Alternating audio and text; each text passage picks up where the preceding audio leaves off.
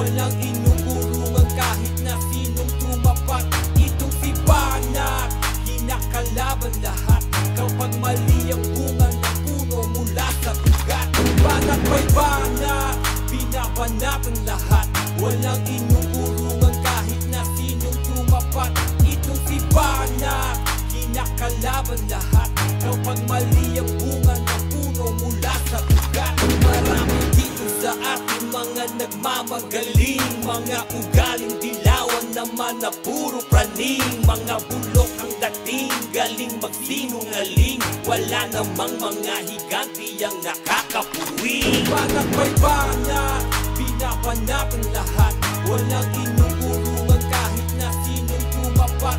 Itong si Banat, kinakalaban lahat kapag mali ang bunga ng puno mula sa ugat. Unti-unting nagbabago mga galaw sa Pinas, unti-unting nauubos mga dilaw na ungas. Di na kami mabibighani sa mga palabas, mga kampong kayo ni Judas at saka Satanas. Nandito na ang wakas sa tagal ng panahon, lilapas tangan nyo ang bayan ng maraming taon. Ito na ang panahon upang kami umangat, ipaglalaban namin ang kapakanan ng lahat. Banat may banat, binabanat ang lahat, walang inuurungan kahit na sinong tumapat.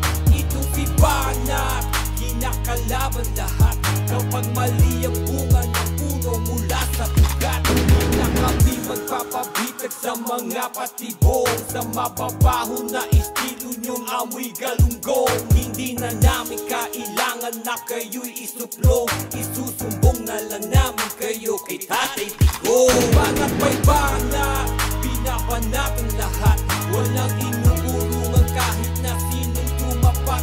Itong si Banat, kinakalaban lahat kapag mali ang bunga ng puno mula sa ugat. Banat, banat, banat, banat. No one is above the law. No one is above the law.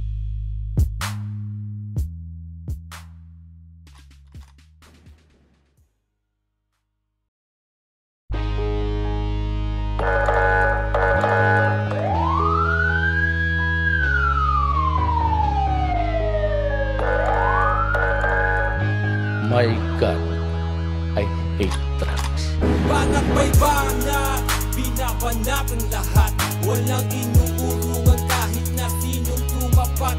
Itong si Banat, kinakalaban lahat kapag mali ang bunga ng puno mula sa ugat. Subukan nyo mang humarang ay mayayari ka boy, mga maling balita nyo ay kanyang itataboy. Kapag bumanat siya boy ay siguradong pusoy, sisilabang ka ng buhay sa nagbabagang apoy. Banat may banat, binabanat ang lahat, walang inuurungan kahit na sinong tumapat. Itong si Banat, kinakalaban lahat kapag mali ang bunga ng puno mula sa ugat. Banat may banat, binabanat ang lahat, walang inuurungan kahit na sinong tumapat. Itong si Banat, kinakalaban lahat kapag mali ang bunga ng puno mula sa ugat. Marami dito sa ating mga nagmamagaling, mga ugaling dilawan naman na puro praning. Mga bulok ang dating, galing magsinungaling, wala namang mga higanti ang nakakapuwi. Banat may banat, binabanat ang lahat, walang inuurungan kahit na sinong tumapat. Itong si Banat, kinakalaban lahat kapag mali ang bunga ng puno mula sa ugat. Unti-unting nagbabago mga galaw sa Pinas, unti-unting nauubos mga dilaw na ungas. Di na kami mabibighani sa mga palabas, mga kampong kayo ni Judas at saka Satanas. Nandito na ang wakas sa tagal ng panahon, lilapas tangan nyo ang bayan ng maraming taon. Ito na ang panahon upang kami umangat, ipaglalaban namin ang kapakanan ng lahat. Banat may banat, binabanat ang lahat, walang inuurungan kahit na sinong tumapat. Itong si Banat, kinakalaban lahat Kapag mali ang bunga ng puno mula sa ugat, di na kami magpapabitag sa mga patibong, sa mababaho na estilo nyong amoy galunggong. Hindi na namin kailangan na kayo'y isuplong, isusumbong na lang namin kayo kay Tatay Digong. Banat may banat, binabanat ang lahat, walang inuurungan kahit na sinong tumapat. Itong si Banat, kinakalaban lahat kapag mali ang bunga ng puno mula sa ugat. Banat,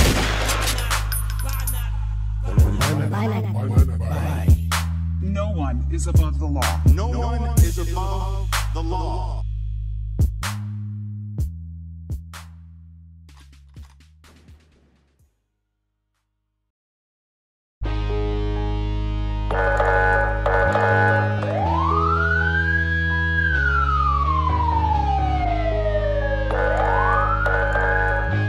My God, I hate drugs.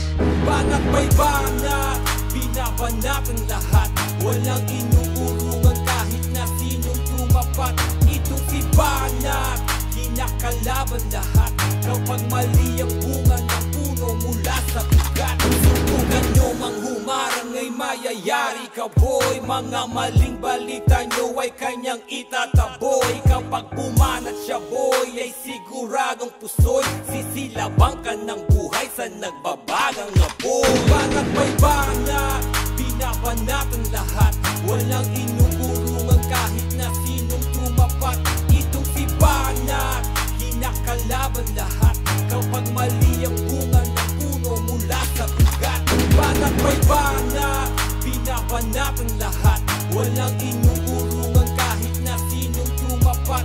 Itong si Banat, kinakalaban lahat kapag mali ang bunga ng puno mula sa ugat. Marami dito sa ating mga nagmamagaling, mga ugaling dilawan naman na puro praning. Mga bulok ang dating, galing magsinungaling, wala namang mga higanti ang nakakapuwing. Banat may banat, binabanat ang lahat, walang inuurungan kahit na sinong tumapat.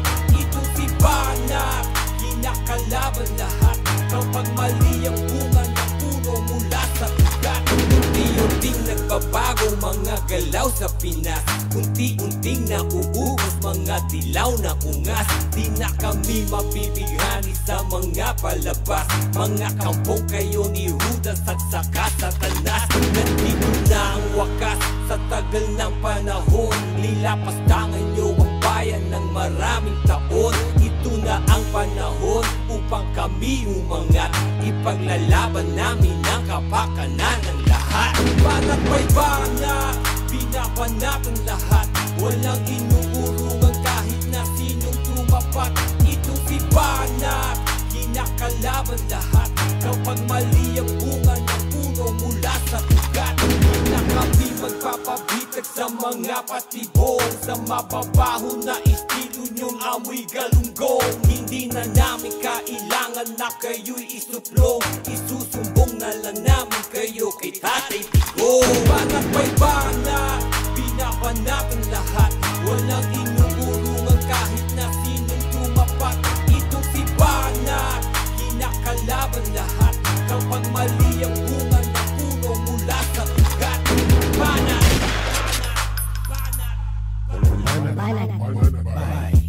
No one is above the law. No one is above the law.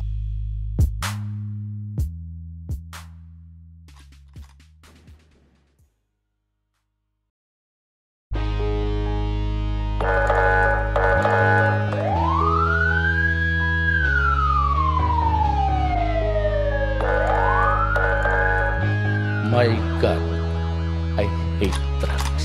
banat may banat, binabanat ang lahat, walang inuurungan kahit na sinong tumapat.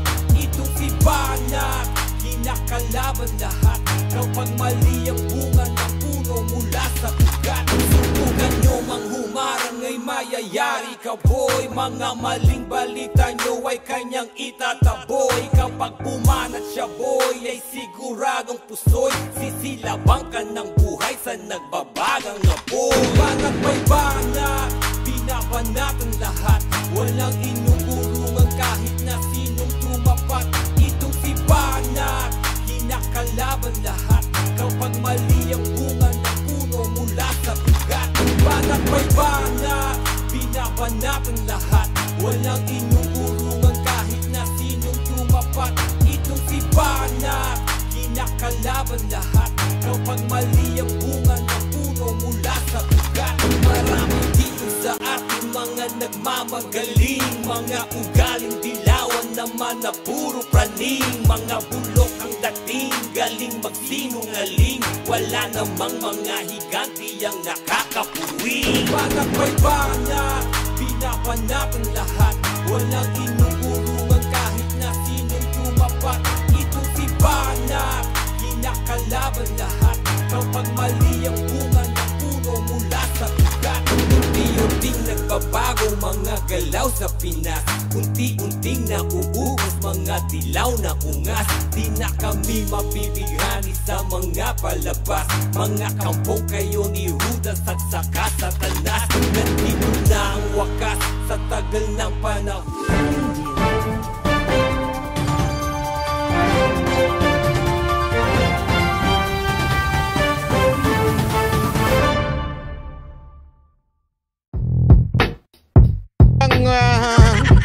Mali. Magandang araw sa inyo lahat. Ako po si Banat Bay. Simulan natin kagad ang banatan, ha? Yarian na kagad kasi umaga na dito, umaga na. Binabati natin ng happy birthday si Boss Dada. Alam kong humihilig ka na ng malupit na malupit. Birthday mo na. Hilig ka na siguro ng hilig. Ay, gising pa pala si Boss Dada. Andiyan pa siya. Magandang araw po sa inyo lahat. Ako po si Banat Bay at ito na naman tayo. Magsisimula na tayo magkwentuhan. Ano nang balita? Sabay ganun no? Anong balita? Hindi ko rin alam eh. Ang gulo-gulo. Pwede ko bang itaas ng kamay ng mga nagugulhan na? Nagugulan na rin ako sa Pilipinas. Buti na lang Biyernes na. Buti na lang talaga Biyernes na. May nagwawarla sa Senado. Meron namang tambaluslos na nangaaway. Ewan ko ba talaga? Ay nako. Di ba? Tapos meron may nangi-scam. Ay nako, budol-lipunan ng gulo-gulo ng ang politika sa Pilipinas. Papasok ka pa para mang-scam. Anyway, eto na nga, talagang nagigirian ng dalawang tanso. Tanso talaga. Huwag na nating paikot-ikutin, pareho silang tanso. Nagigirian na po yung dalawang tanso at yung isa parinig ng parinig, parang alam mo na, parang ang dami-dami sinasabi. Matapos urong-sulong ang mga sinasabi. Yung isa naman, medyo mukhang pikon na at nambabastos na rin. Ang saya, no? Di ba? Meron ako nakita, meron ako narinig. Sabi nitong isang pinklawa na dilawa na vlogger na profesor. Alam nyo na yun kung sino yung profesor na yun, di ba? Sabi niya, bakit daw nag-aaway mga Duterte tsaka mga DDS at tsaka ano? Ngayon, kita nyo na, kayo-kayo. Mali na naman kasi kayo sa konsepto eh. Ang ipiling nyo kasi ng DDS, yung mga sumama sa unit team, hindi ho DDS yun. Yung mga tunay na DDS talagang kalaban na ho talaga ang mga tanso, ever. Oh, hindi ho nagbago yun. Simula't simula, magkalaban na talaga ang DDS. Yung tunay na DDS at saka mga tanso, okay? Para linawin lang ho natin, kasi sinasabi nila ngayon, oh, kita nyo na, gulo-gulo nyo na ngayon. Dati, unitae kayo. Hindi po kami unitae. Okay? Never kaming naging unitae. Yung mga naki-unitae, hindi yung DDS, mga tanso yun. Mga nagpabudol. Di ba? Tama, mali. Oh. Parang si ano, ay grabe naman. Wag naman. Kasama na natin ata yan ngayon eh. Ata. Pero ako tuwan-tuwa ako, Diego Latigo ha. Tayong mga Iskonyan. Tuwan-tuwa ako sa ano nila ha. Kasi kita mo ha. Yung unitae na yan, ano nangyayari? Wala lang. Alam mo kung ano masasabi natin? I told you so. Ganun lang, di ba? Wala eh. In all of these things, kaming mga tujongs, mga relax lang kami. Relax kami. Chill. Chill lang kami. Bakit to? Chill. Chill lang kami mga brad. Nanonood kami sa mga awayan nila. Yung mga ganyan-ganyan nila. Panoorin natin yung mga labanan. Yung parinigan ni Amy Marcos at ni Speaker Romualdez, di ba? At siyempre kasama na rin yung gulo ng Senado dyan, di ba? Makikita naman natin yung malupit ang banat ng Senado. May siya pa nagwawarla dyan. Gumagano, no? Bubula bibig sa Senado. Sabi ko naman sa inyo, di ba? Ang sip-sip nyo nun, Tapos ngayon, nagsisigaw kayo dyan, no? Di ba? Ano napala nyo? Tama, mali. Anyway, simulan na natin kagad. Eto na. Saan ba natin sisimulan? Yung initiative, People's Initiative. Sino unahin natin? Sige nga, si Senator Amy o si Romualdez? Parang ayokong pakinggan. Parang mambubudol eh. Ewan ko ito lang masasabi ko sa inyo. Kung kumakampi kayo kay Senator Amy ngayon, wala kayo pinagkaiba noon. Nabudol lang nga kayo nung papabudol pa rin kayo. Hindi totoo naman eh. Pareho naman silang ganun lang eh. Puro sila sat-sat, honestly. Wala akong kinakampihan doon sa dalawa. Kaya kayo, kung kumakampi kayo kay Senator Amy ngayon dahil binabanatan niya si Tambo, wala rin kayo pinagkaiba. Nagpabudol din kayo. Di ba? Maniwala ko kayo dyan. Ang ending ho niyan, Marcos pa rin. Magaling maglaro ito mga ito eh. Alam mo, si Senator Amy, magaling maglaro yan. Maniwala ko kayo sa akin. Hindi man sila nag-uusap kasi sabi ng isang direktor, di sila nag-uusap ni Marcos. Sabi sa akin. Hindi ko naman papangalanan kung sino yung director na yun. Hindi, totoo ba not ba? Hindi naman talaga sila nag-uusap. Talaga namang meron silang Still. Kasi we're not just against the Marcoses. That's not the real score here. Hindi yan ang tunay na siste ngayon na kesyo against kami kay Marcos. Hindi ho yun. You're getting us na mali. Hindi ho kayo tama ng pag-unawa dito sa mga banateros. We are against traditional politicians. We are against this kind of politicians. Diba? Kaya nga ho namin gusto ang estilo ni Pangulong Duterte, Roa Duterte. It is because iba ho ang estilo niya kumpara sa mga existing politicians. Malinaw na malinaw ho yun. Kaya nga yung awayan na ito, awayan lang ito ng power. Who is more powerful? The Senate or the House? Saan pumapasok dyan ng taong bayan? Honestly, sa totoo lang, both of them. Isipin nyo both of them are saying they're doing what they're doing because taong bayan. Pareho sila eh. Si Romualdez, sinasabi niya, ito ang puso ng taong bayan, ang baguhin ng konstitusyon. Ganun din naman. Ito naman Senado, kami ang binoto ng nakararaming taong bayan. Pareho silang taong bayan eh. Sino kaya yung taong bayan pinag-uusapan ni natin dito? Bakit yung dalawang taong bayan, dalawang double personality ng taong bayan? Magkaiba? Pareho silang taong bayan eh. Pero sa totoo lang, kiskisan mo ito ng kapangyarihan. Who's more powerful? Sino? Kasi ang nilalaban, eto may nabasa pa nga ako isang kongrista, pinagtanggol si Tambaluslo, sabi niya. Kasi kaya ayaw ng Senado yan dahil ang Senado o mga senador tumatagal ng 2 term na may total ng 12 years. Kasi 6 years. Okay? Ang term ng isang senador 6 na taon. Tapos pwede siyang kumandidato uli. So pag nanalo uli siya, another 6 years. So decades. More than, di ba? 12 years. Yun daw ang dahilan kung bakit galit na mga senador dito sa pagbabago ng konstitusyon kasi alam nilang mababawasan ang kanilang termino. Ngunit tatapat subalit, may punto siya doon. Tama siya doon. Pero sa totoo lang, gusto nyo lang naman din dagdagan nyo sa inyo. Gusto nyo lang din naman tumagal ng pareho ng mga senador. You want the same shit. So kung binabas nyo yung ganong klaseng politika, natatagal ng 2 beses ng 6 na taon, ganon din naman ang gusto nyo mangyari. So, kaya nga ito'y kiskisan lamang ng kapangyarihan. Kiskisan lamang ito ng sino bang lugi naman kasi kami.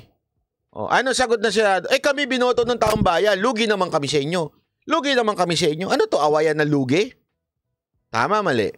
Pareho lang ho kayo. Sabi nga nito ni Jasmine, parehas lang silang ganid. Correct. That's the truth. I'm not saying every senator, that's not what I mean. Na every senator, ganun ang ano. Hindi. Definitely yung mga talagang advocate ng constitutional reform, talaga namang sila meron silang lehitimong dahilan. Dahil nga yung foreign policy or yung parliamentary system of government. Yan talaga sila, matagal na silang ganyan. Konti lang sila dyan na ganyan. Yung iba, ayaw, kasi nga po, masasapawan sila ng house. Pero eventually, pumayag na rin. Kaya nga tama. Tama yung sinasabi ni Pimentel. Diba? Dati ayaw natin to. Bakit biglang pumayag na kayo? Yung house leadership na si Zubiri. Bakit biglang pumayag kayo? Akala ko ba noong una ayaw nyo, tapos biglang pumayag din kayo? Porket nagkakagulo na, medyo bigla na kayong pumayag. Yun ang pinag-uusapan ngayon dito. Tama, mali. Kaya nga, sa totoo lang, ito'y kiskisan lang amang to ng kapangyarihan. Pakinggan muna natin si Marcos. Pasok. Kausap po natin si Senator Amy Marcos. Kasalukuyan po natin pinapag-usapan itong People's Initiative o PI na ayaw nga magitin mismo ni Senator Amy Marcos. Senator, nakakaya, diba? Sa pangalan pa lang. Iba tunog. Senator si Chiqui Verhal po ito. So in many interviews, including tonight, ay ilang beses kayo nagsabi hindi mo maintindihan ano nangyayari, kung ano na yung nangyayari. Meron po ba kayong balak o nakausap nyo na po ba si House Speaker Martin Romualdez bilang cousins naman po kayo? Ako, hindi naman hinahamon. Hindi ko naman siya hinahamon. Nakakatawa nga eh.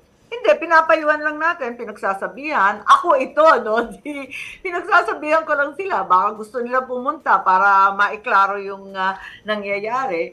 At tawa nga akong ng tawa dahil wala naman akong inaaway. Kundi sinasabi ko, Martes pa, no? Ipalabas natin lahat. Yun. At yung mga maanghang nilang salita, hindi ko alam kung saan galing. Natatawa nga kami sa Senado kung bakit ganyan. Pero sana matigil na itong kabulastugan na ito dahil parang loto din yan eh. Alam naman natin yung mga sistemang ganyan. Kung ano yung pandaraya sa loto, siya rin ang panloloko at panlilin lang dito sa PI na to. Iisa lang ang mananalo at hindi ang taong bayan. Mm-hmm. In a press conference. So sinasabi niya kasi po na yung iniimbitahan niya kasi magkakaroon ng ng hearing na naman para ho dito sa PI na kesyo nakakapagtaka lang dahil lang sinasabi niya sa isang balita, mamaya papakinggan natin, na sinasabi niya natatakot naman daw yung mga witness humarap. Yan ang mahirap, di ba? Sinasabi ko na nga bago ka dumaldal ng todo-todo, I believe talaga, I believe na merong talagang bayaran na gaganap kasi there's a lot of reporting. Kaya lang, minsan kasi dito kay Senator Amy, nauuna yung bibig bago yung Sana, kung sinasabi niya ngayon, baka daw walang umattend kasi natatakot na witness. Sabi ko, ba't ka pa nagpa-hearing? Anong gagawin niyo na naman dyan? Kung walang attend kasi daw natatakot. Anak naman ng weteng, oo. Ano nangyari? So, moro-moro na naman yung Senate hearing na yan. Sana, kung hindi naman pala mo kayang gawin, tahimik na lang. Kasi balita ko, talagang naghahanap ka ng atensyon dahil sa 2025, tatakbo ka eh. May balita pa nga ako, tatakbo daw ito ng... Sabi lang nila, pero ako I disagree. I think hindi niya gagawin yon. Siguro Senate pa rin. Kasi sabi nila, tatakbo daw ng mayor ng Maynila to, kaya daldal ng daldal to eh. Diba? Friends po last Friday, no, nagsalita kayo, sabi nyo, definitely yung opisina niya, yung nag-alok ng 20 million pesos kada distrito, definitely nanggagaling Yan, tulad niyan, yung mga ganyan, sana may ebidensya siya. sa kanila, yung very attenuated timeline na July 9, tapos na ang lahat. So definitely that derived from his office with very clear numbers, identifying the staff members and attorneys involved. May pruweba po kayo nito kasi baka sabihin naman yung iba, grabe naman, puro hearsay, puro paratang lang naman yan. May pruweba ba yan? Tignan natin. Pero ako, may personal knowledge ako kasi panay ang text sa akin. At andun yung... O di ipakita yung text. Anyway, senador ka naman, makakalusot ka naman dyan eh. Hindi, alam mo, again, naniniwala ako na meron ha. Kasi dahil nga sa maraming balita dyan at mismo naman din meron ako mga sources na nagsasabing meron. Kaya lang, ang akin nga dito, shut up na lang kung wala ka naman ding may pipresentang ebidensya doon sa hearing. 'Di ba? Ang hirap kasi niyan, okay, sige, salita ka, magpapahiring ka. It's all for publicity. But, gusto ko yun ha, baka akala ninyo ayoko, baka sabihin ninyo pinagtatanggol si Romualdez. Hindi ko pinagtatanggol. Naniniwala ako sa opinion ko na talaga may bayarang nagaganap na 20 million sa bawat distrito. Okay? Hindi gagalaw yung mga congressman na yan. Hindi magsisipag-sipag yan ng walang pera. Katarantaduhan yun. Sigurado ko, meron yan 20 million bawat congressman na nakitulong o tumulong para matapos siyang PIPI na yan. Naniniwala ako. Okay? But definitely, I cannot prove it. Kaya nga umaasa kami doon sa mga dumadaldal na tulad ni Senator Amy na maglabas siya ng ebidensya. Huwag puro daldal kasi kung puro daldal ay mag-vlogger ka na lang din. Tulad namin. Di ba? Yun lang nga sa akin, kung wala ka may labas na ebidensya, pambihira. Sayang naman yung pagiging senador mo. Kasi, mas maintindihan ko pa kung yung mga vlogger puro daldal, wala naman silang una-una takot syempre magsalita, magpresenta ng dahil pwede silang malibel. Ikaw, madam, senador ka naman. May immunity ka naman. May ka pa, sabi mo, meron kang first-hand information, meaning sa'yo mismo nagte-text. Bakit di mo ilabas? Ano to, puro kwento? Yung mga numero nila, kilala naman natin yung iba. Maraming waray maraming taga-Tacloban, taga doon din kami. Walang sikreto doon, maliit na lugar. Senator, on Sunday, marami tayong events. Meron tayong event sa Davao, meron din tayong rally sa Quirino Grandstand. Makikita po ba namin kayo doon? Saan po? Ayan na naman siya. Parang yung mga laging labanan sa Senate. Yung laging against siya, pero pagdating sa botohan sa Senate, nasa gitna lang siya. Eto na naman siya. Tingnan nyo. Saan nyo po planong mag-attend? Nako, pinagbawalan ako ng doktor miski saan pumunta. Tingnan mo Kasi na. naka-medical leave pa ako.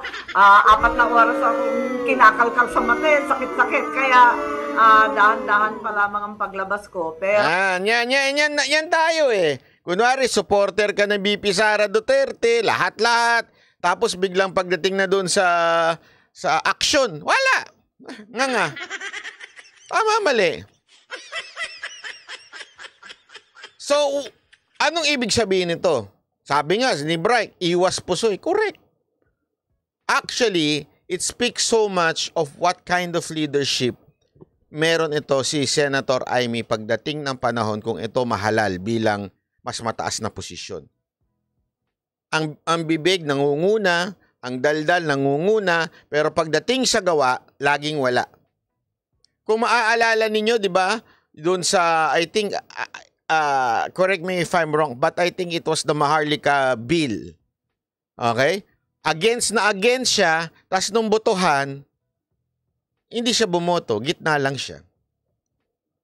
So parang, or gitna nga ba, o bumoto siya na pro Maharlika bill? Di ba? Yun yung nakakairite. Na ano o wala. Di ba? Or, I think, tama, absent. So parang neutral nga lang siya, di ba? So yun yung punto ko Ang hilig sa media, ang hilig magsalita.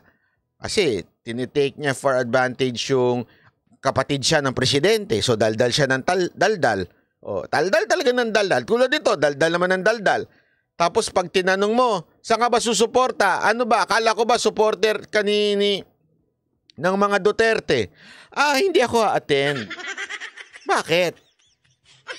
Biglang nagkaroon na siya ng dahilan na hindi na siya a-attend. Pero, meron siyang time para dumaldal ng dumaldal. So, ganun pa man, tingnan natin. At yun nga, makasaysayang weekend yata to, ewan ko, tignan natin. Pero sana, tuloy-tuloy lang ang trabaho. Kami sa Senado hindi magiging hadlang. Ang totoo, hindi naman kami tutol sa tsa-tsa, hindi naman kami tutol sa pagbabago ng economic provisions, hindi rin kami tutol sa PI. Ayaw lang namin sa PI nila, na napakasagwa naman at may bayaran at ginagawa na kawawa at nagmamalimos ang Pilipino. Palibasa maraming mahirap sa atin, wag naman sinasamantalang kahirapan. Yan, yan. Yan na nga sinasabi natin. Alam nyo, kung baga sa boxing match, merong referee, judge, boxer, and coaches. Si Amy is just an audience. Wag naman ganun. Di ba? Sige, bula pa. Ayan ang mga... Hindi, alam nyo, totoo naman Talaga medyo... Ito, it speaks so much kung anong klaseng leader to. Kaya in the future, pag talaga kayo bumoto dito, dinaig nyo pa yung nabudol tapos nagpabudol pa uli. Ewan ko lang sa inyo, kung tanga pa rin kayo, yung mga nagsasabing, ay, nabudol kami. Tapos ngayon, yan, boboto nyo pa rin yan. Bakit ba, Banat Bay? Galit ka ba sa mga Marcos? Hindi ho. This kind of leader is a sign ng ng traditional politician. Yung ang hilig magsalita, pero iba yung ginagawa. Yun ang problema natin sa bayan natin Marami sa bayan natin, traditional politician. Ano yun? Pagkampanya, ang daming pangako. Lahat kulang na lang talaga pangako ang buwan. Di ba? Lahat talaga punong-puno ng pangako. Pagdating ng pagsisilbi na, yung sila'y nanalo na, lahat ng pangako nila magkakaroon ng dahilan para hindi matupad. Di ba? Yun ang sinasabi nating ayaw natin. Ewan ko kung ako lang ba, pero sa tingin ko marami naman sa inyo, base sa mga komento ninyo. Marami sa inyo po ang nagsasabing hindi sila papadala, hindi na sila papabudol, wag maniwala dito. Yan ang totoo Pag ikaw naniwala pa dyan, ewan ko na lang sa iyo. May sintu-sintu ka na rin talaga. O sasabihin nila, magkaiba naman sila yung kapatid niya. Hindi yun ang punto dito, mga brad, mga sis. Ang punto dito, anong klase si Senator Amy? Again, paulit-ulit natin sinasabi, ilang beses na siguro, mga 100 times, sabi nga ni Marcos.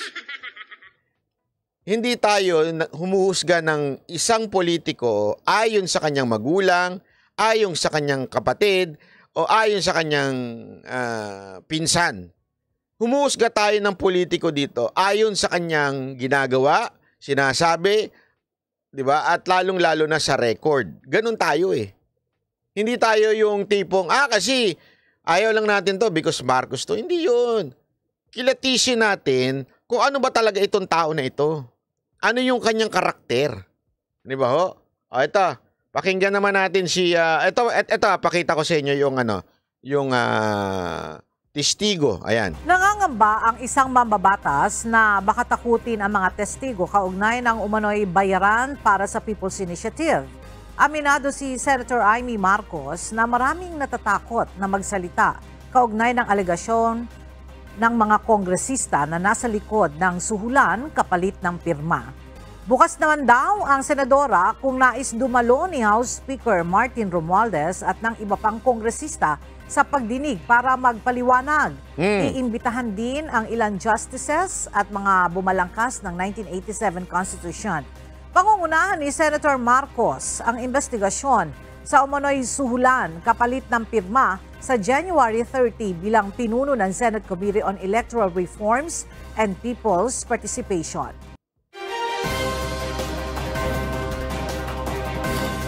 Ay nako. Anyway, ayan na nga ho, biglang mina-mind condition niya na ho ang mga tao na nagkakaroon ng suhulan. So, sa madaling salita, wala naman siya may presenta. Ano lang 'yun? It's just noise. Another noise. Galing kay puting ahas, kay pulang panty. It's another noise. Same lang na mga vlogger. Huwag ganun, Senator Amy. Hindi ka vlogger, senador ka. Iangat mo naman yung sarili mo. Kaya ka tuloy nasasabihan ng chismosa, it's because nauuna ka magsalita bago magpresenta ng mga ebidensya.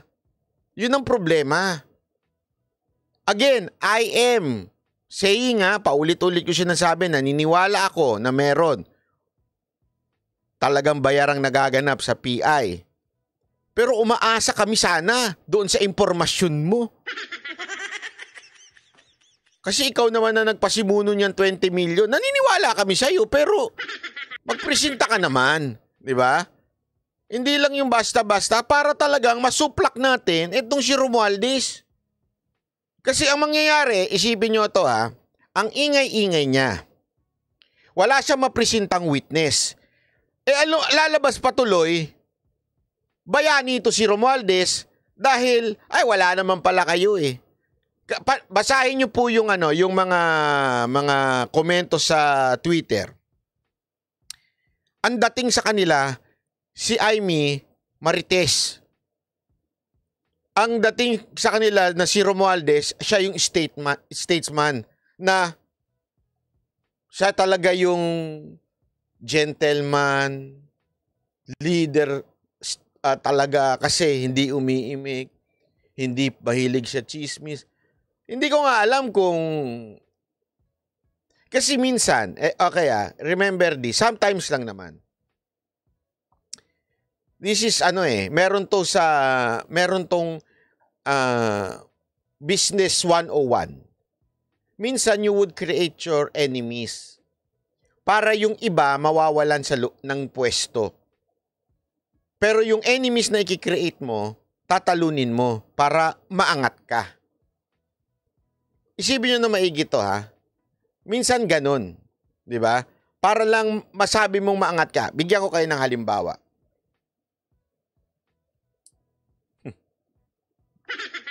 Ni-reveal yung secret, Ganito. Atin-atin lang to, wag nyo sasabihin sa iba, secret ko ito Secret ko ito noon.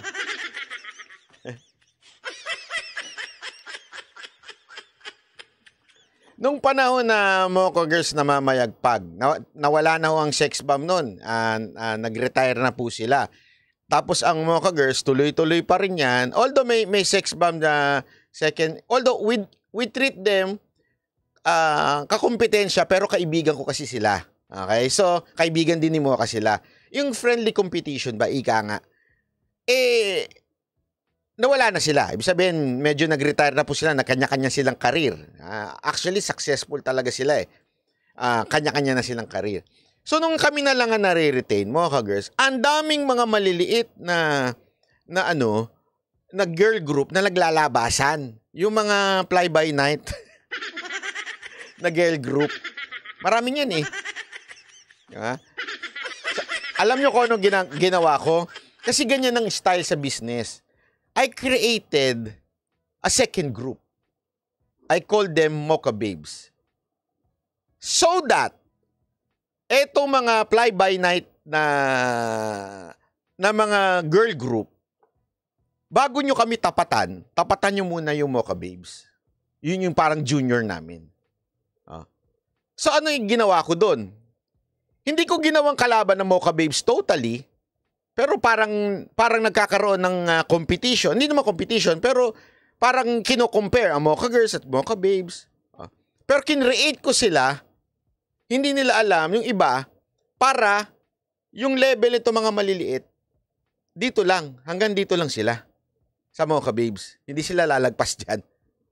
Ganun na minsan ginagawa ng mga negosyo. Di ba? Pag mataas ka ng negosyo, kikreate ka na medyo, akala mo kalaban mo, di ba?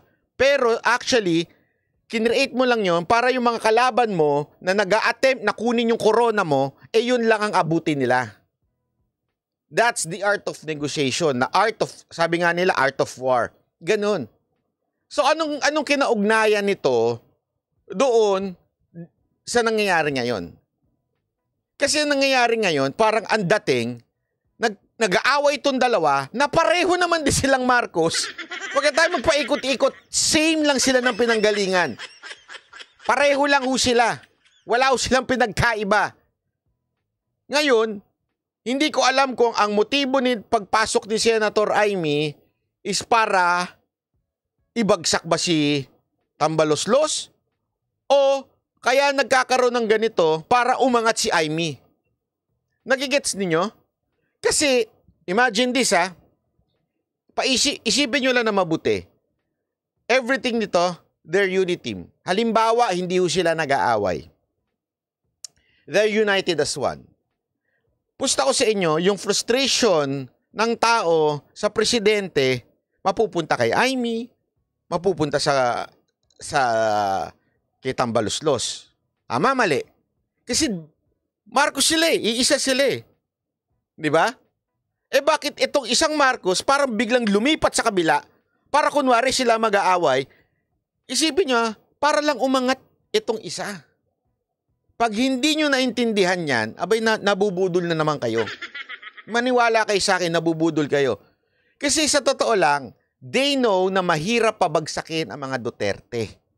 They know, ang hirap kahit anong... Imagine this for 6 years, all the money of the Yellows na ubos. From the American supporter, American, inubos ang pera para masiraan si Duterte. Ano nangyari? Lalong umangat. Tama, mali. Di ba? Kaya alam nilang hindi nila mapapabagsak si Sara Duterte agad-agad. So, paano gagawin? Kailangan, kunwari, meron munang ibang gulo na nagaganap. Di ba? Tapos, tingnan mo, darating ang panahon. Ito pagmasdan nyo, darating ang panahon, it's either si Amy or si Tambaloslos ang magiging hero. Isa sa kanila magiging hero ang labas. Tingnan ninyo, darating ang panahon na yon. Alam nyo, wag ho tayo magpalinlang. This is all politics. Wala hong kinagkaiba yan sa pinuno nila.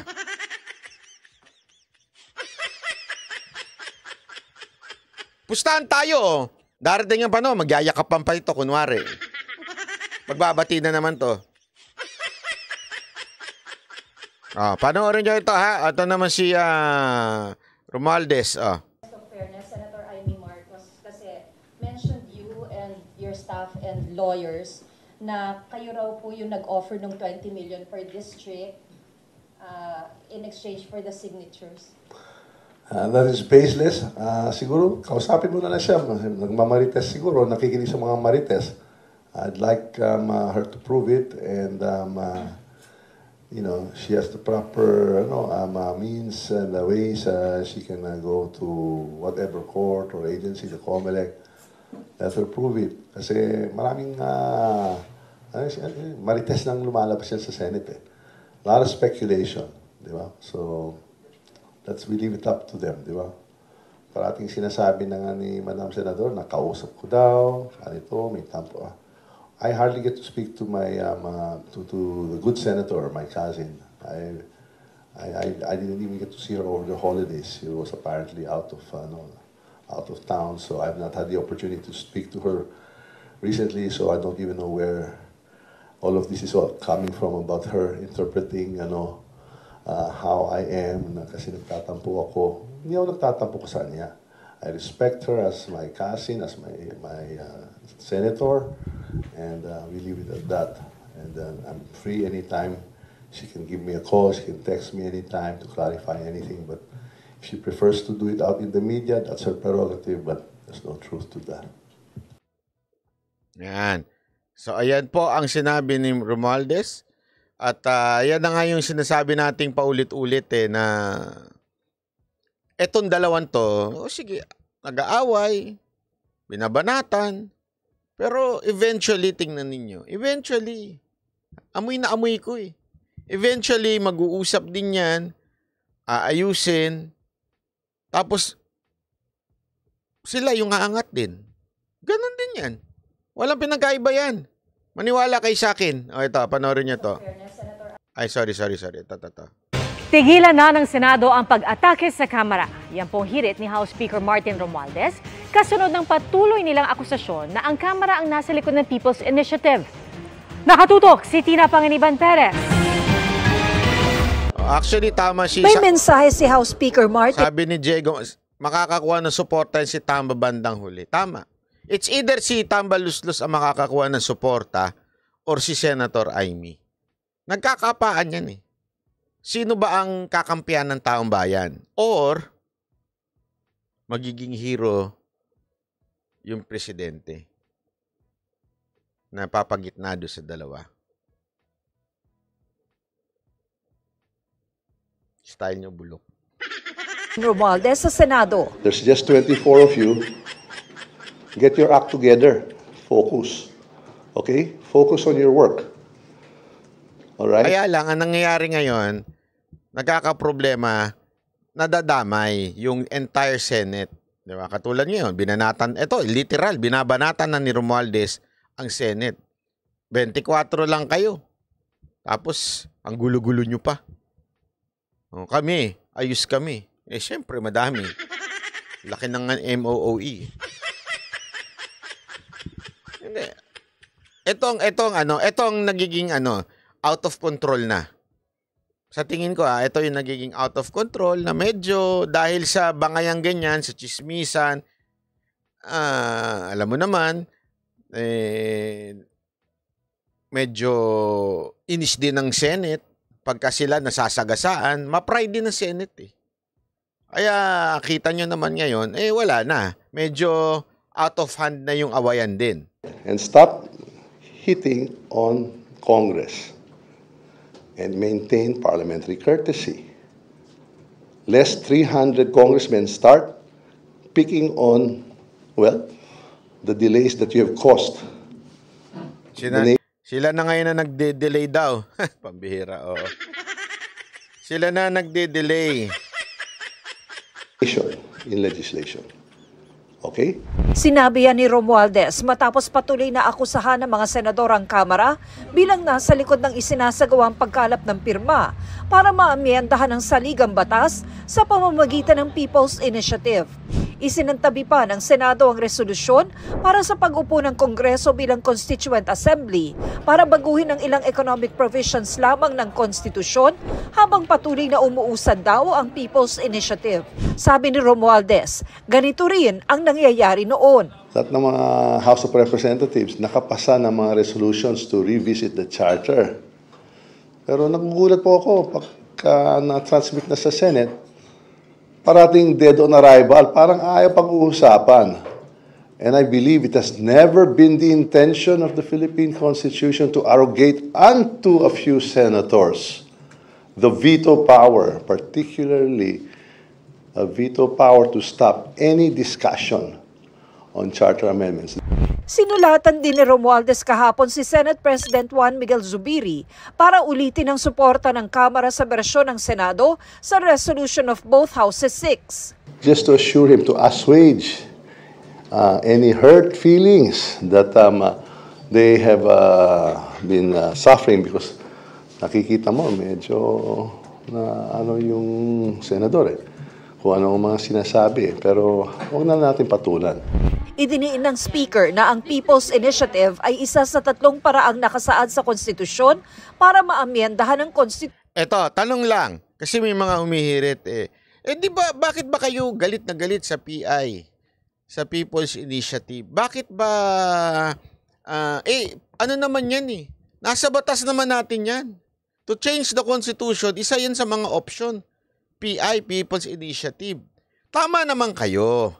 Actually, talaga naman nasa batas yan. Ang sa tingin ng taong bayan o sa tingin namin na wala sa batas ay yung paraan ng pagkuha ng People's Initiative. Anong ibig sabihin? Kasi ang People's Initiative, sa pangalan at pangalan pa lang, initiative ng taong bayan. Hindi dahil ginagamit ang pagiging mahirap ng mga Pilipino at bibigyan mo ng pera para mapuwersa silang pumirma. Hindi yung what, it's the how. Ano ibig sabihin nun? Hindi yung what, meaning hindi yung People's Initiative, it's how nila kinukuha yung People's Initiative. Yung proseso ang mali. Yung style ng pagbayad, yan naman ay literal. Marami yung nagre-reklamo dyan. Sa akin yan, dami nagpapadali ng mga nila na pinwersa lang sila, wala silang choice kasi hindi naman talaga pinaliwanag, basta lang pumirma. Yun yung inireklamo natin dito. Manipulation sa mga Pilipino or maybe hindi lang manipulation, using yung pagiging mahirap, di ba? Siyempre, mga Pilipino sa hirap ng buhay, sa mahal ng bilihin, wala silang di naman mapupuno yan. Pirma na lang tayo, may 1,000 tayo. Di ba? Yung iba pa sinasabi, pag di ka pumirma, wala kang ayuda. Siyempre, ikaw naman, pipirma ka. Kasi meron ako talaga mga kilala na nakatira sa mga talaga sinasabi nila, uy, alam mo sir, talagang yung dito sa barangay namin. Talagang sinabi sa amin, ayuda daw to. Kahit iba'y nakasulat, ayuda daw. Ganun talaga literal eh. So sila naman, ayaw naman nilang mawala ng ayuda kasi tinatakot sila eh. Pag hindi kayo pumirma dito, sa susunod na mamimigay ang ayuda ang gobyerno, wala kayo. Paano yun? Di pirma kayo.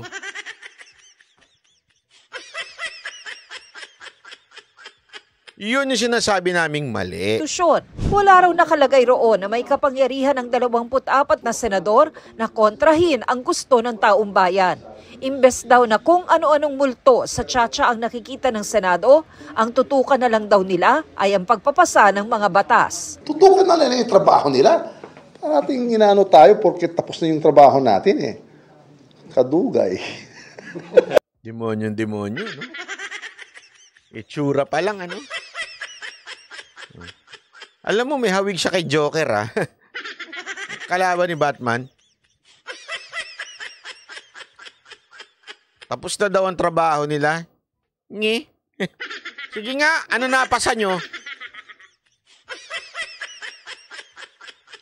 Buti pa nga ang Senate, nakakakita kami ng mga Senate hearing sa inyo, wala.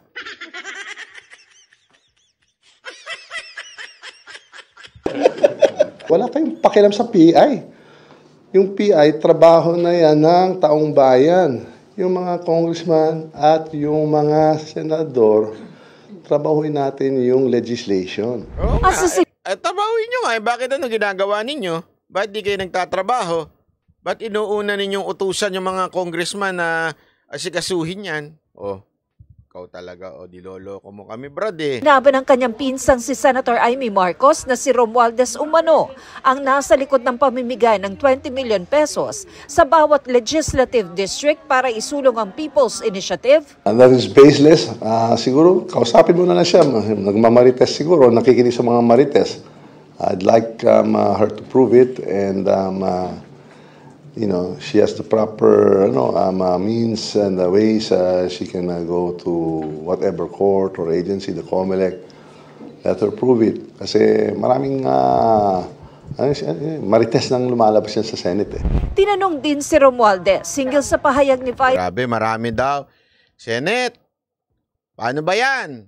Mga senador, ang banat sa inyo ni Romualdez, marami daw sa inyong marites. President. Ano masasabi nyo? Sige nga. Tingnan ko nga kung may tapang itong presidente ng Senado. Na si Subiri, wala pala kayo, puro daw kayo mga chismosa. Wala kayong pinagkaiba sa puting ahas. Puro pala kayo mga chismosa. O, sige, Senate, sagot! Para masaya. Sagutin nyo. Hindi, inaapi kayo, di ba? O. Hawakan mo nga sa tenga. Hawakan mo nga. Pumapalag na si mukhang marami na siyang ipon Brian Flamino, boss, pwede po bang sipain si Tambayan ni PBBM? Actually, pwede. Kasi alam nyo, ano talaga yan? Matik yan sa Congress. Kung sino ang i-anoint ng presidente, yun talaga nagiging speaker. Totoo po yan. Kaya lang kasi, may narinig ako Si Gloria, ano na daw talaga, retired na sa gusto niya maging speaker. Ano na siya, hindi na siya yung There was, eto personal ko narinig to sa mga congressman. There was an attempt, not by Gloria, okay? There was an attempt from congressmen convincing Gloria to fight si Romualdez sa speakership. Itong ang nangyaring mga gulo nung nung bigla na praning itong si Romualdez. Meron talaga. They were trying to convince Gloria na tapatan si Romualdez. Si Gloria mismo nagsabing, hindi na, okay na ako, I'm good. Gusto ko na lang maging congressman. Gusto niya tahimik na lang. Kaya nga ngayon, parang wala akong nakikita na pwedeng tumapat kay Romualdez. Yung clout, wala At syempre, ito si Romualdez, ginagamit niya talaga yung pagiging pinsan niya. So, unless the President Marcos would lift a finger para matanggal yung pinsan niya, wala mangyayari. Ang problema, wala Sino ba? Si Pulong, malabo. Sa tingin mo kukunin siya ni Marcos, si Pulong? Imposible. I don't think so. So talagang, kaya nga hindi ba yung mga bulong-bulungan na gustong patakbuhin si BP Sara sa Congress? Yun ang posible. Tapos sabihin ni PBBM na, ikaw maging speaker. Yun! Pwede yun. Kayang-kayang sipain si Romualdez. Pero this time, parang wala. I don't think so. Wala. Sara Duterte tungkol sa kanilang relasyon. As my Vice President, as my Secretary of Education, she has my full support. I don't know what I have said or done to attack her. Please identify those actuations, if any. Kung nakikinig sa mga Marites o kung kaninong senadora dyan. Ako, senadora, Marites. So sinasabi niya, Marites ka, Amy.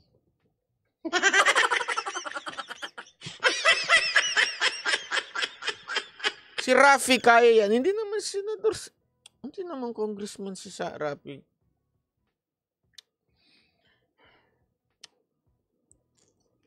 Wala nang posibilidad na bababa sa Congress si Rafi. Bakit ba siya nasuggest yung mga ganyan? Ano ba yan? Nakaka-stress yung ganyang klaseng comment. Pwede ba? Parang awa naman. Ini-stress niyo ako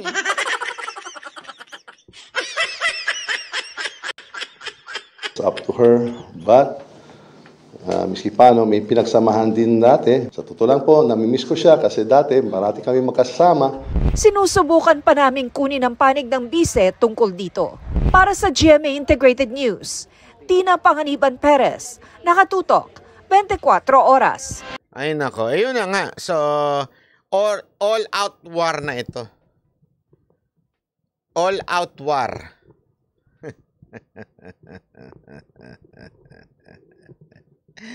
Meron akong basang pangalan dyan. At meron akong kaya.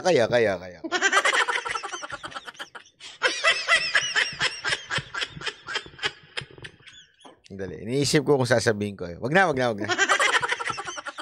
Mahirap. Ay nako. Anyway, eto na nga. Si Erwin Tulfo malabo. Magkaibigan sila eh, di ba? Kaya imposible yan. Imposible. Nako. Anyway, eto. Ay. Kaya abangan natin yung sagot. Abangan natin yung sagot ng Senado. Ang saya yan. Ang saya. Tingnan natin yung tapang ng Senado. Kasi ngayon, lumaban to, di ba? Lumaban si Romualdez, pumapalag na, oh. Go, go, go, laban na yan. Oh, tapos tingnan natin ngayon itong mga senador. Yeah? Umiikot na lang sa kanila ang balita. Oh, correct ka dyan. Kaya nga po tayo, from time to time, gumagawa tayo ng ibang balita dito. Hindi gumagawa tayo, nagdi-discuss tayo. Kasi marami pang ibang mga bagay na mahalaga. Tulad po nito, pakinggan ho natin ito ha, panoorin natin to. Ay nako, medyo malapit sa puso ko ito eh. Pakinggan natin. Nilinaw ng Foreign Affairs Department na hindi itinuturing na suspect ang 2 Pilipinong inaresto sa Japan. Kaugnay sa nadiskubring mga bangkay ng mag-asawang Hapon. Nakatutok si JP Soriano. Balisa at hindi raw makausap ng matagal si Brian nang bisitahin ng Consul General ng Philippine Embassy sa isang detention cell sa Tokyo. Isa si Brian sa 2 Pilipinong iniimbestigahan kaugnay ng nadiskubring mga bangkay ng mag-asawang Hapon sa Tokyo noong 1 linggo. He is very emotionally distraught kaya hindi pwedeng hindi makatagal yung interview. The only thing he said was he felt a great wound or parang I don't know if it's a physical wound or emotional wound. Iniimbestigahan si Brian at Pilipinang kinilalang si Hazel para sa abandonment of corpse matapos makita sa CCTV footage na lumabas silang dalawa sa bahay kung saan natagpuan ang duguang bangkay ng mag-asawang Norihiro at Kimi Takahashi noong January 16. Wala siyang namin at so far hindi pa tapos yung preliminary investigation. At ang only suspicion sa kanila yung tinatawag na abandonment of corpse. So tingnan natin, by next week tapos na yan at tingnan natin kung isasampa sila ng kaso ng Piskalya ng Hapon, no? At kung anong charge. Wala siyang binigay na indication, kahit na patago, na responsible nga siya at tulungan siya. Nilinaw din na hindi itinuturing na sospek ang 2 Pinoy sa kasong pagpatay sa mag-asawang Japanese. Ang ina naman ni Brian, hindi naniniwalang magagawa ng anak ang ibinibintang na krimen ni hindi nga raw ito nasangkot sa anumang gulo sa kanilang lugar. Pinalaki ko pong mabuting tao ang anak. Masakit po sa amin bilang magulang. Dahil nasangkot sa ganitong problema ang anak. OFW, salamat. Nakikipag-ugnayan naman daw ang OWA sa pamilya de la Cruz. Para sa GMA. Alam mo, gusto ko lang magkomento dito, no? Kaya kasi talagang sa akin 'to, na may parte talaga sa akin na minsan talaga nakakainis. Nakakainis po. Sana lang minsan kasi yung gobyerno natin medyo naiintindihan ko this is not an issue about ipagtanggol natin ng mga kababayan natin. Hindi ganoon dapat. Let us allow the law of Japan, 'di ba, na mag-prevail. Kasi alam nyo, pinanood ko na yung mga bali-balita eh. Una-una nakita sila sa CCTV sa labas. Before and after the crime. Okay? Pangalawa, yung DNA. Nakita dun sa crime scene, yung DNA nitong babae. Kaya nga, sabi ko, hindi ko sinasabing guilty yung babae pero kinasuhan na yung babae at saka yung lalaki ng abandonment ng corpse, tinatawag nila daw sa Japan. Hindi ko alam kung anong klaseng batas yun pero basta iniwan mo yung namatay, may kaso ka doon. Gayunpaman, kasi nakita pa sila na nagtatapo ng parang damit na may dugo. I mean, kitang-kita mo na eh. Yung lalaki po na DNA, yes. Kaya nga, ang akin lang dito, sana lang po, wag pakialaman muna ng Pilipinas. Kasi baka lumabas na, kaya maraming nagagalit minsan sa gobyerno natin, kasi pinagtatanggol natin yung mga kababayan natin na sa tingin nila na mga bansang yun, gumawa ng kasalanan. Wala namang problema if we will give them, assist them with a lawyer. It's okay. Okay? Kasi whether, kahit saang bansa, ang isang taong inusgahan, the government will provide a lawyer for them. Kahit ba ito'y ina-accuse na guilty, nagpo-provide pa rin ng gobyerno. That is part of law na kailangan gawin. Okay? So okay lang sa akin yun. Pero yung ipagtanggol kagad natin, wag naman ganun kasi kasiraan ho nating mga Pilipino yun eh. Alam nyo, kung gagawa ka ng krimen, wag sa Japan. Kaliwat kanan. Kaliwat kanan po ang camera dyan.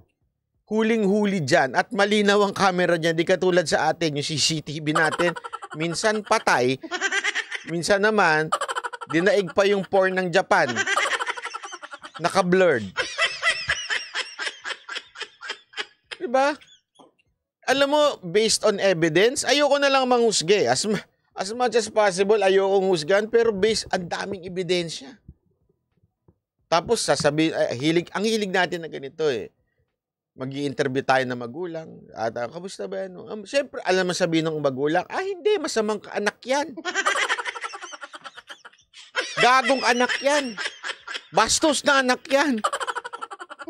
Diba? Siyempre, sasabihin, mabait siyang anak ko. Hindi yan umiinom eh. Hindi nga yan nagpabarkada. Walang barkada. Diba? Laging ganun eh. Matik na yan. Kaya lang, ang dating kasi, para natin kinakampihan kagad. Hayaan natin yung batas. Anyway, pagdating naman sa batas, hindi, unlike, sige, sabihin na natin, Middle East country medyo talagang wala kang kalaban-laban doon. Doon nga, hindi ka bibigyan ng abogado eh. Ang tagal bago ka bigyan ng abogado. At yung abogado mo pa, minsan hindi pa marunong. Talagang hindi sila mag-a-adjust sa'yo. Bahala ka sa buhay mo. Ganon doon. Pero sa Japan, hindi naman ganon eh. Hindi naman dictatorship ang Japan eh. Ang problema, grabe kaliwat kanan po yan. Oh. Tapos, ayoko na lang magsalita eh, pero yung istorya, typical eh.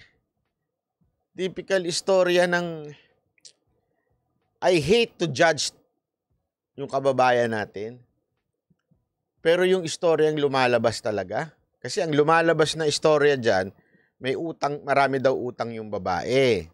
Okay? Dahil daw, itong jowa niya sa Pilipinas, ang daming pangangailangan. Diba? So parang siya daw ang breadwinner, yung babae na nasa Japan. Ito, kwento lang po ito ha. Again, di ko sinasabing totoo ito. Ito ang kwento-kwento.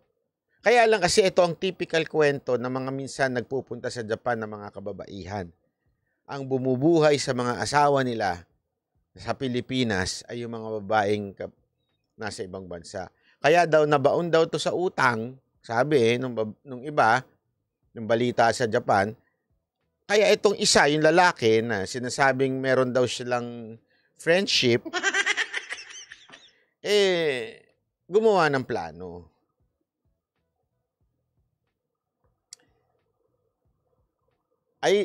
Ako, maganda sana sa gobyerno natin, sana lang po, sa gobyerno natin, hayaan naman lang po muna natin imbestigahan ng Japan. Wag muna tayo, shut up muna tayo.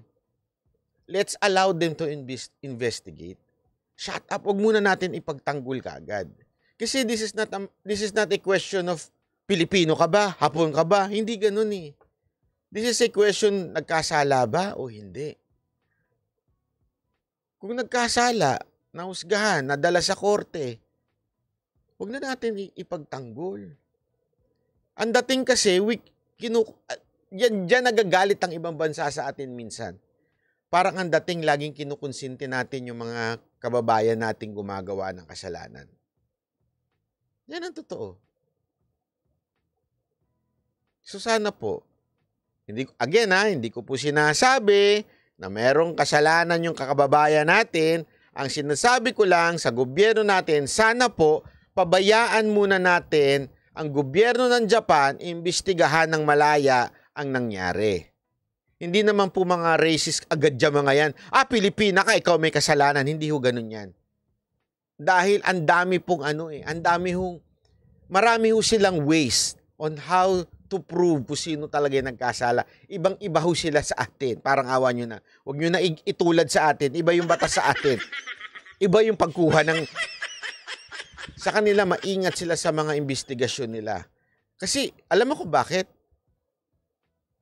Full force sa kanila yan. At saka, trending sa kanila. Alam nyo kung bakit po? Kasi hindi pangkaraniwan sa kanila yan. Sa Pilipinas, pangkaraniwan yung ganyan. Kaliwat kada ng patayan dito sa atin eh. Sa kanila po, iskandalo yan. Sobrang iskandalo, balitang-balita sa buong Japan yan. At bit-bit ang bansang Pilipinas. Kaya dapat careful tayo kasi damay-damay na naman tayo niyan. Damay-damay na naman po tayo. Hayaan muna natin sila. Bansa nila yan eh. Hayaan natin silang... Anyway, full force naman sila dyan. Hindi naman sila busy sa crime dyan. Bibihira ang crime dyan. Totoo. So sana po, yun lang ang aking pakiusap sa ating gobyerno. Huwag mo munang pakialaman. Hayaan nyo muna. Sa Pinas kasi, mekos-mekos sa investigation.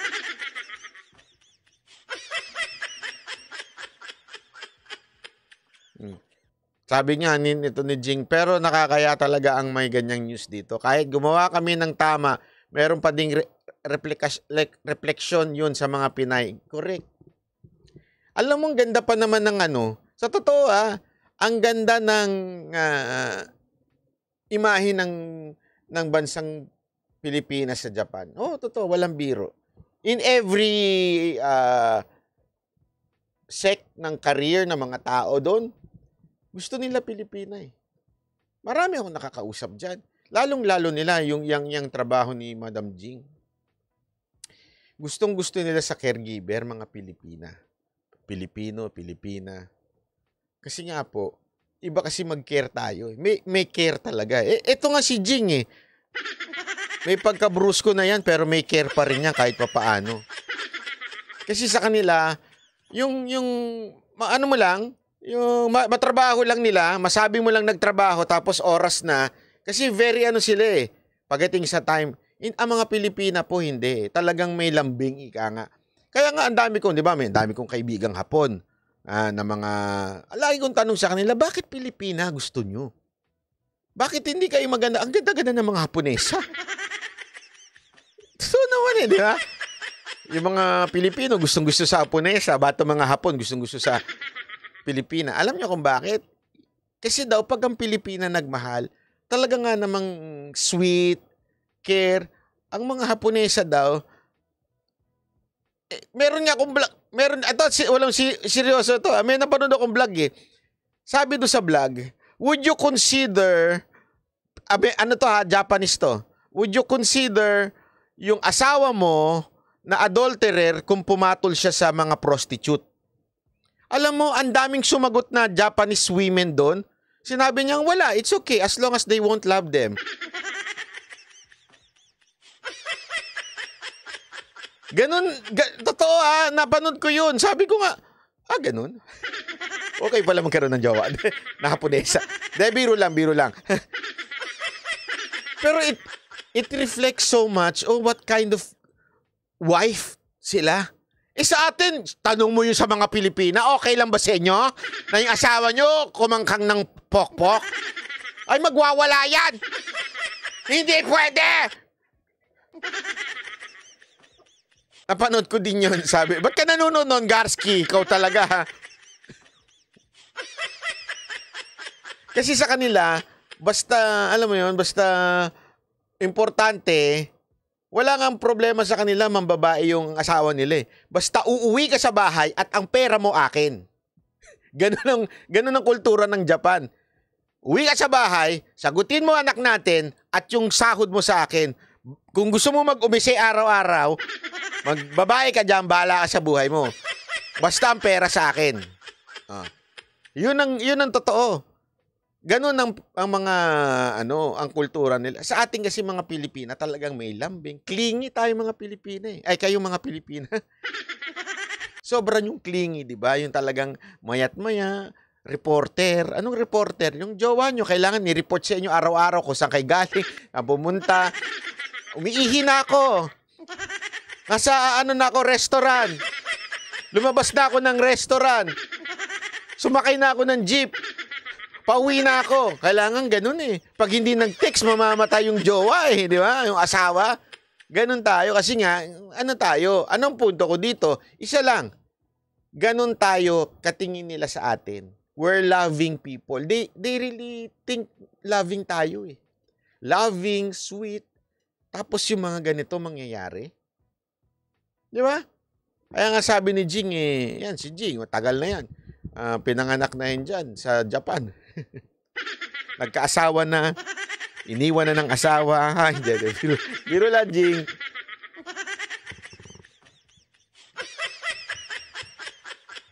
Totoo naman. Kaya nga, malaking dagok sa Pilipinas, to sa mga Pilipino. Sana naman, etong nagmamagaling sa gobyerno natin, shut up ka muna, antay mo muna yung investigasyon, daldal mo na kagad, dalakdak ka ng dakdak eh. Ang hilig talaga namang natin ng dakdak, Hindi mo na antayin yung investigasyon. O anyway, eto pa, panoorin naman natin to. Arestado ang 3 tauhan ng LTO na naaktuhang nagpupuslit ng mga plaka ng sasakyan. Gumagawa rin daw ang mga suspect ng peking plaka sa loob ng planta gamit pa mismo ang materyales ng ahensya. At nakatutok si Joseph Moro. Sa planta ng gawaan ng mga plaka ng mga sasakyan sa Land Transportation Office o LTO, tabi-tabi ang mga tauhan ng LTO na nag-iimprenta ng mga plaka. Pero sa kabila nito, nagawa pa rin daw ng ilang tauhan na magpuslit at gumawa ng mga peking plaka gamit ang mga materyales mismo ng LTO. Ilang buwan na raw itong minamanmanan at kahapon, nakita ng security guard ng planta ang bagong tangkang pagpupuslit. Nakita po ng isang empleyado din po natin na nasa loob kasi sinisegregate po nila sa ibang place. Then nakita po yung mastermind nila, yung leader nila, kinukuha po doon sa kung saan pinaglagyan nung gumawa.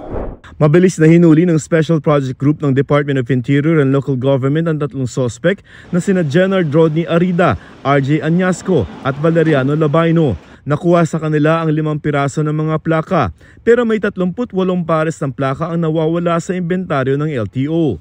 At large naman ang isa pang umano'y sangkot sa krimen na empleyado ng LTO na si Alan Joker Abrigo na nag-resign bago pa man nagkaroon ng operasyon. Lumalabas sa investigasyon ng LTO na mismong dito pa sa planta nila ginagawa yung mga made-to-order ng mga peking plaka ng mga sasakyan na ipinupusit sa halagang 5 hanggang 10,000 kada piraso. What numbers they do, may order sa kanya. They won't scan it anymore, no, yung plate, no, so hindi ma-activate yung QR code natin. Hindi na nagkaroon ng pagkakataon ng media na kausapin ang mga suspect matapos silang iharap kanina. Iniimbestigahan ng LTO kung may iba pa mga sangkot at gaano katagal na ito nangyayari sa ahensya.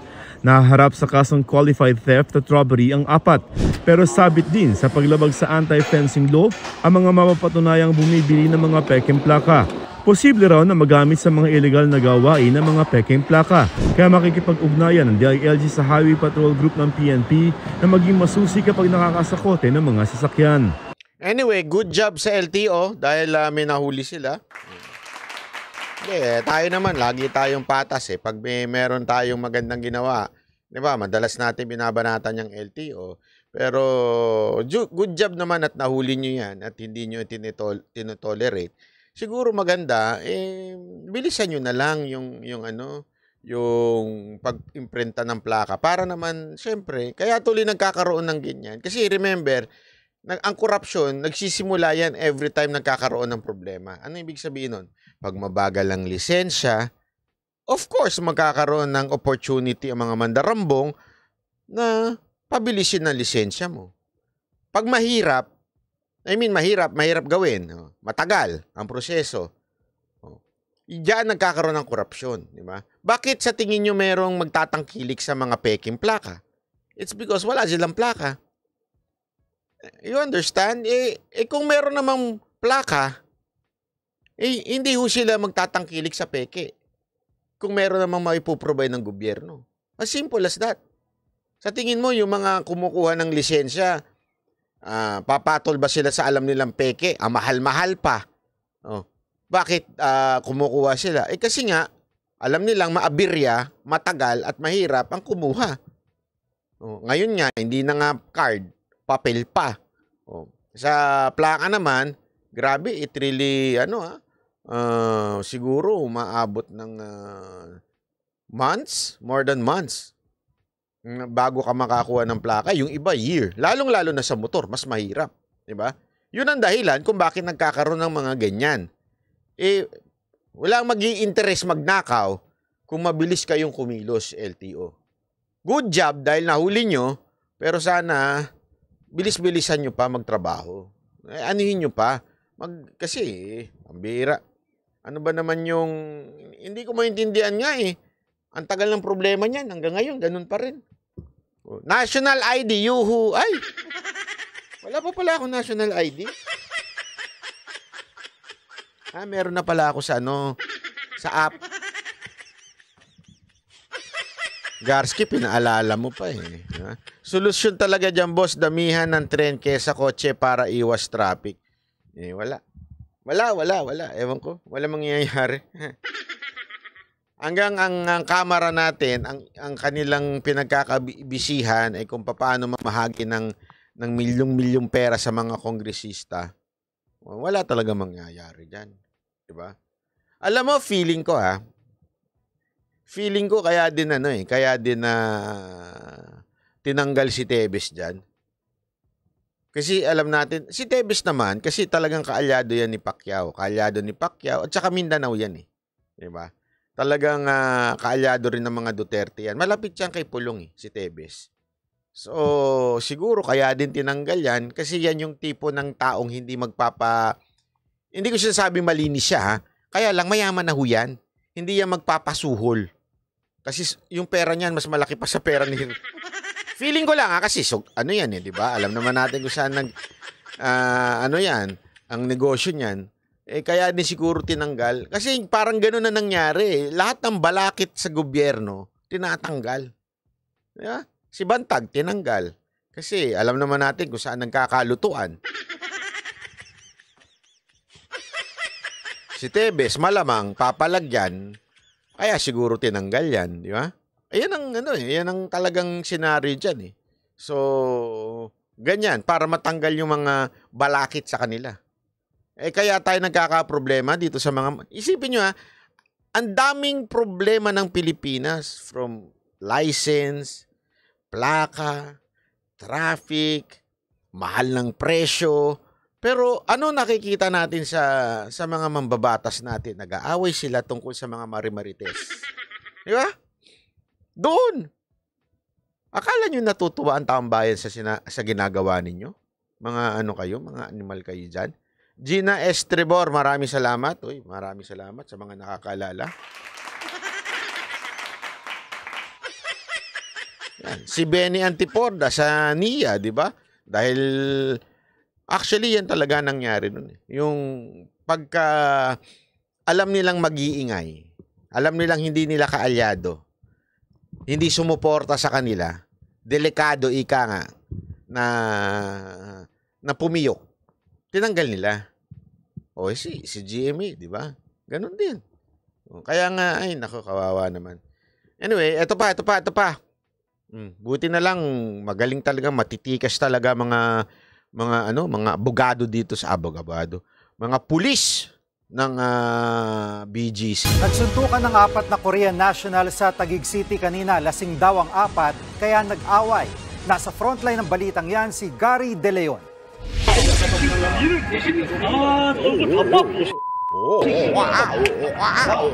Panay ang sigawan ng 4 na Koreanong yan sa parking lot na ito sa BGC sa Taguig kaninang madaling araw. Nag-aambahan ng suntok ang lalaking nakaputing polo at ang Pero gusto ko lang munang sabihin kagad, good job. Good job ang mga pulis dito at mga security guard. Hindi nila pinigilan. Hindi, totoo. Good job yan Tama yan, kasi pare-parehong lasing yan. Pag pinigilan mo yan, maniwala ka sa akin, lalo magulo yan. Hayaan nyo hanggang tumumba, saka nyo na pigilan. Di ba? Tama yan. Na t-shirt, pero ilang saglit pa. Ang ambahan, nauwi sa suntukan. Mga hindi pa marunong makipagsuntukan eh. Hoy, magpaturo nga kayo sa mga sa mga nasa kanto dyan, yung mga Pilipino mahiling makipagsuntukan. Nakisali na rin ang dalawa pa nilang kasama. Tinangka na nakaitim na tumakas, pero hinabol siya ng kaalitan. Hanggang sa makorner siya at saka tinagtad ng suntok. Sinubukan ng mga pulis at CQ na awatin sila, pero di sila nagpapigil. Sa presinto tuloy ang bagsak ng 4 na Koreano. Kinilala sila Ito lang atang Koreano nakita kong medyo may pagkaubis. Di ba usually mga Koreano payatot? Diba? Bakit dito? Seng Jun Lee, Jun Jae Kim, Jong Min Kim at Seng Hyun Kim. Ayon sa tagig PNP, ayaw nila si Kim Jong-ul pero lasing puro Kim ang pangalan nila, no? Ang 4 na Koreano na muntikan din silang saktan. Halos nadaplitan na rin po kami ng mga suntok. Kaganoon din yung security ng mga nag-aaway-aaway po.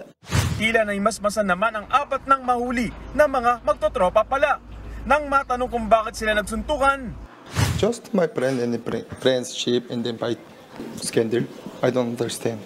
Super smart thing. Kim surname yan. I know. Pero bakit puro Kim? Halos lahat ng mga Koreano, Kim ang pangalan no? Sa ngayon, inaalam pa ng otoridad kung mga turista o nagtatrabaho sa lungsod ang 4. Sa huli, nagkaareglo na rin. Pero desidido raw ang tagig pulis na magsampa ng reklamo laban sa 4 na Korean national. Alarming scandal dahil po sa ginawa nilang kaguluhan po doon. Hindi, alam mo maganda, aside from sampalin nyo na lang isa-isa. Malay mo, off-cam. Diba? Para medyo matuto naman ng konti. De, joke lang po yun, Baka sabihin naman nila, napakaano mo naman banat ba Yung mga pulis natin, pag mga ganyan, pag patay ng camera, medyo umbagin nyo ng konti para matuto. Ganun pala sa Pilipinas. Hindi kasi alam mo, sa ibang bansa, kulong yan. 7 araw, ilang araw. Sa Japan nga makasuntok ka lang Kaya hindi nagsusuntok ka kahit mga lasing mga tao doon. Hindi magsusuntukan doon. Kasi pag ikaw nagsuntukan kayo doon, nakadugo ka. Naka po, hindi ka lang 1 linggong kulong. As in, ang sabi nga nila, I think 12 days or 14 days. I'm not sure Pero ganong katagal na hindi ka pwedeng kumausap ng kahit na anong abogado. Pag-aaralan lang nila yung kaso mo muna. Ganong katagal. Sadya, ika nga sa atin, pustahan ko sa inyo, wala na yan sa kulungan Hindi kasalanan ng pulis yun. Kasi yun ang batas sa atin. Hindi naman nila pwedeng i-hold dyan ng more than 24 hours. Kakasuhan naman yung pulis. Tama, mali. Kaya sa totoo lang, pangit niyang batas natin na yan Yung hindi mo pwedeng i-hold ng 24 oras. Kailangan mong palayain pagka wala namang ano yan. Tapos yung alarm scandal, I think mga bailable lang naman yan Kaya mga kapulisan natin, pag may pagkakataon, pagpatay ng camera, konting lang, yung hindi magmamarka. Para pag nagpa-medical. Joke lang mga pulis natin, niloloko ko lang po kayo Alam kong hindi nyo gagawin yan. De, joke lang po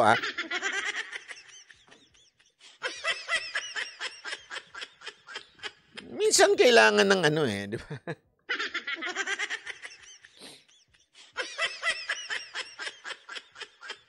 Para medyo magtanda sila na, ay, ganito pala dito. Sinisikmura. Pinipitik ang itlog pagka Banat ba? Huwag ka naman ganyan ka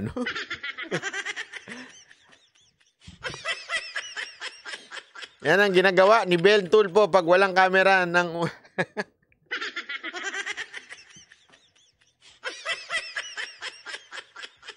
Kaya idol ko yun And then yung disobedience po dahil sa kabila po ng pag-awat natin sa kanila, patuloy pa rin po yung ginawa nilang panggugulo. Nagbabalita mula sa Frontline, Gary De Leon, News 5. Ayan, ay nako. Ha? Oy, Taguig! Hindi, alam mo, kaya maganda dyan sa... Honestly, walang biro. Ito, seryoso na. Ganyan dyan sa Taguig. Hindi dahil sa ano, talagang mahigpit po dyan. Kilala ko ang mga ano dyan, napakahigpit ng pulis natin dyan. Mula sa kanilang direktor ng Taguig, maging lalo na yung mismo pinuno sa BGC, isa pa yan, mga stricto yan. Galit na galit po yan sa mga foreigner na nagtatry mag-bribe. Alam nyo ba yung mga bribe, milyon ho ang bribe na mga foreigner minsan dyan, pero kinukulong nila. Alam mo kung bakit? Nakausap ko kasi mismo yung ano dyan. Kasi sabi nila, kung kaya nyong gawin sa ibang city yan, dito sa Taguig, sa BGC, hindi nyo kayang gawin yan. Kaya yung mga ano dyan, kulong kaagad. Kaya tuwan-tuwa ako pagka ano eh. Minsan nga gusto kong silang abisuhan eh. Pag meron kayong ikukulong ng mga foreigner, tawagan nyo naman ako. Tapos patayin nyo yung mga camera. Diba? Magaling. Boss, dapat gising ka pa. Forget birthday mo. Ano to? Nagkakampay-kampay ka? Anong petsa na? Alas 4 na. Tulog na bata. Huling punta ko ng BGC 2012 pa. Oh. Malapit na. Punta ka na uli. Kita-kita tayo.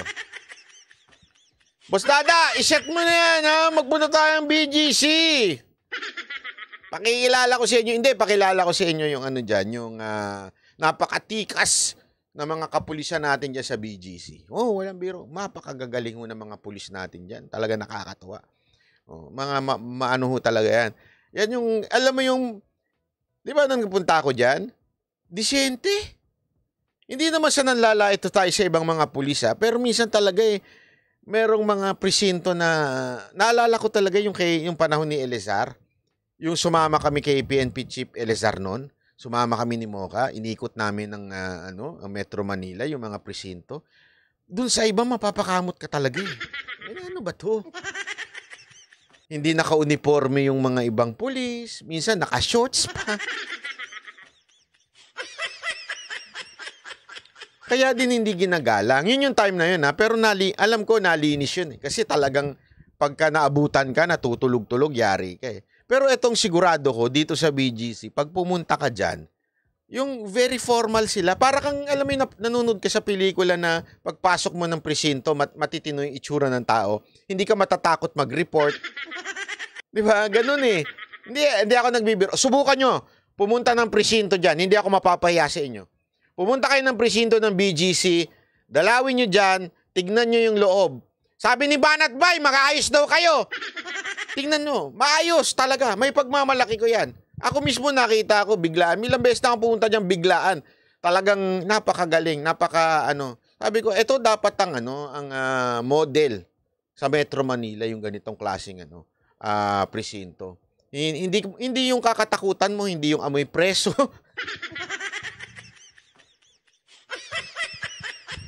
Minsan amoy preso yung huwag ganun. Yung pagpasok mo, una mo makikita, instead na pulis, yung mga preso. Yung mga ganun eh. Di ba? Kaya gigil na gigil si Binay dyan. Ay, correct. Pero, ewan ko Diyan talaga, pag nakita nyo, ang ganda, panalo. Walang biro, ha? Di ako nakapunta doon mula nung tinayo yung BGC. You're missing a lot. BGC is like Shibuya. Na hindi amoy Shibuyas. Maganda promise, makikita ninyo. Anyway, maraming salamat po. It's the weekend. Always remember that life is a matter of relaxing. Huwag din naman po kayo mag-overwork kasi what's the purpose of your working? Diba? Marami sa inyo nagtatrabaho kayo kasi para, alam mo yun, para makapag-ipon. Bakit gusto mag-ipon? Para pag kayo nagkasakit, kayo ay may panggasto sa ospital, di ba? Ganyan naman tayo eh. Kaya lang minsan, o madalas, yung trabaho natin ang nagkakakos sa atin na magkasakit. Huwag natin nahayaan yun. Na yung ating trabaho ay magkukos sa atin ng sakit. Dapat ang trabaho, ini-enjoy yan. Pag hindi mo na ini-enjoy ang trabaho mo, may problema na sa'yo. Robot ka na. Huwag kayong maging robot sa trabaho. Alam mo, kanina nag-usap-usap kami ng Mohawkers. Lagi nga yung sinabi ko sa kanila. Kasi parang ako dyan, tatay ako ng Mohawkers. And ina-explain ko sa kanila. Paulit-ulit to. And I want to also share this to you. Okay? It's not a Bible verse whatsoever. Pero ito lagi kong sinasabi sa kanila. I keep on telling them, you should know how to visualize your future. Okay? Importante po yun. To visualize your future. Actually, it's a biblical principle, di ba? Sabi nga ng Panginoon, bago ka gumawa ng isang bagay, kailangan nakikita mo na. May planado mo na. Or else, nagtatrabaho ka ng in vain. Anong ibig ko sabihin? Ganito lang kasimple. Nasubukan na ba ninyong mag-drive nang hindi nyo alam kung saan kayo pupunta? Try nyo. Ubus ang gasolina nyo. Tama, mali. Di ba? Kasi nga, hindi mo alam kung saan ka pupunta. It's the same question na sinabi ko sa Mohawkers eh. After 5 years, after 10 years, siyempre by that time, medyo marupok-rupok na tuhod ninyo. Hindi na kayo makasayaw. Di ba? Anong nakikita mo sa sarili mo after 10 years? Sino ka after 10 years? Kung hindi mo nakikita yung sarili mo after 10 years, you have a problem living. Maniwala kayo. Bakit to? Kasi, hindi mo alam kung ano yung direction mo eh. If you cannot see your target in life, paano mo maitutuwid yung daan mo? It is important na you can vision, ma-visualize mo, ano ba ako after 10 years? Sino ba ako after 10 years? Kung hindi mo nakikita yon, may malaking problema sa buhay mo. Ikaw yung tipo ng taong gumigising ng walang purpose. Ikaw yung tao na gumigising ng you just go with the flow. Dapat alam mo. Kaya nga ako, halimbawa ako, iniisip ko, siguro by 60. Actually, yun ang goal ko. Although, pwede man ako tumanda hanggang 65. Hindi. By 60, gusto ko mag-retire na ako sa Kakabanat. Kasi ala naman 60, matanda. Oy, Sandro, bakit ka ganyan? Oy, Kitty, ayusin mo yung pamumuno mo sa Davao. Si Kitty na mayor? Dito, walang biro. After 10 years, after 60 years old ko na, kailangan iba na yung nakikita ko sa sarili ko by that time, di ba? Yun ang pinapaliwanag ko. Let's learn to kaya nga it is really important na tayo po ay mag-pause. Every weekend or once a week, we pause and reflect, are we still on the right path doon sa goal natin sa buhay? Yun po ang gusto ko lang iwan sa inyo. Every weekend, do that. Isipin mo, tama pa ba itong ginagawa ko? Yung direction ko ba bilang sa buhay ko, whether in my career? Diba? Ito ba yun? Ito ba talaga yung gusto ko mangyari? Kaya nga, if you're tired on working, may palagi kang problema. Meaning, you don't like your work because you're getting tired. It's okay to get tired physically but not emotionally, mentally. Kasi nga, kung gusto mo yan, love mo yan, hindi ka mapapagod. Nakakapagod ba ang magmahal sa jowa mo? Kung hindi mo siya gusto at kung hindi mo siya mahal, nakakapagod yun. Pero kung mahal mo, hindi nakakapagod yun. Masarap ang magmahal. Woo! Wala kang alam dyan! Joke lang po. Maraming salamat po. God bless everyone. See you again on Monday or Sunday sa Davao. See you, Davao, ha? Davao. Maki Duterte. Bye-bye.